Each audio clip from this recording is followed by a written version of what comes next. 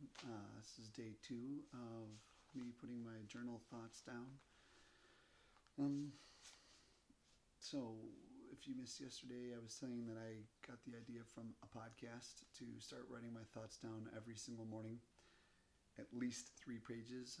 And then I decided that maybe I should read them to you because possibly you'd benefit from understanding that people go through the same struggles that you go through.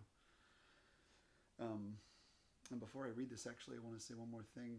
Um, I think one of the huge things that all of us struggle with is thinking that we go through things alone. Um, we think everybody is always doing better than we are, and so it's easy to feel isolated. So, this is why I'm reading these. Um, to be quite honest with you, I don't enjoy being honest about what I'm feeling, especially as a minister. Um, I can't speak for all other ministers, but I can speak for myself. Um, I think most of the time we don't like being honest about true feelings because we're supposed to appear better, to give everybody else something to strive for. I feel like I've begun to learn that this can be quite detrimental for people who are needing somebody to be honest, to show that they can struggle and still be good. And so, this is why I'm reading this to you. Um, Not because I'm hoping to get a lot of views or have a great YouTube channel. I want you to feel like you're not in the struggle alone. So here we go. I'm going to start reading. 5:49 a.m. Friday, May 10th, 2019. Dear Jesus, here I am again for day 2, putting my thoughts down on paper. I can see already that this will be a tough practice to put into my life. I remember hearing somewhere that it takes doing something 30 times in a row to make it a habit. I think I can do this 30 times.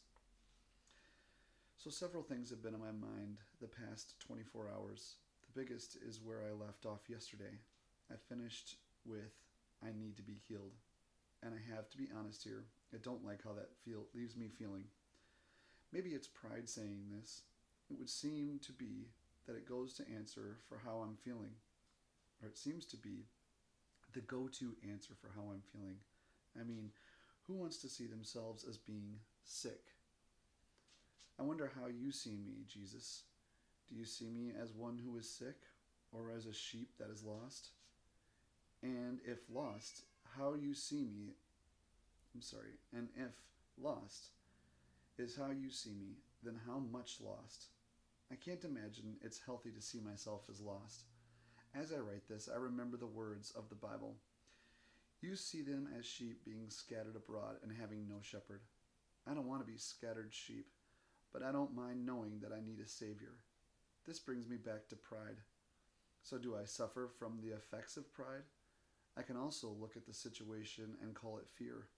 I'm afraid that maybe I'm not good enough to be enough. But it brings me this back, but it brings this, but this brings me back to pride.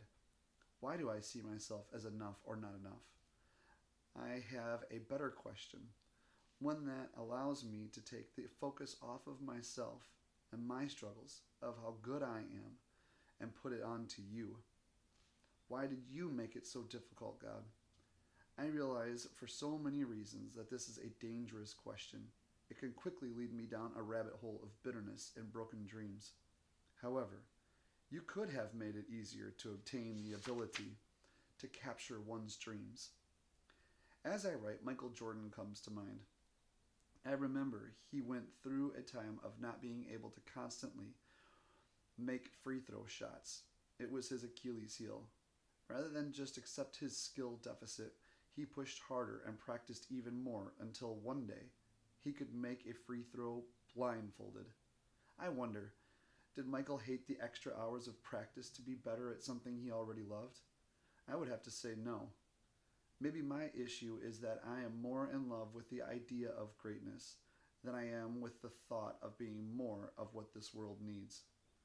I realize, though, that until I'm made more complete in this love relationship with you, I can never grow into any kind of potential.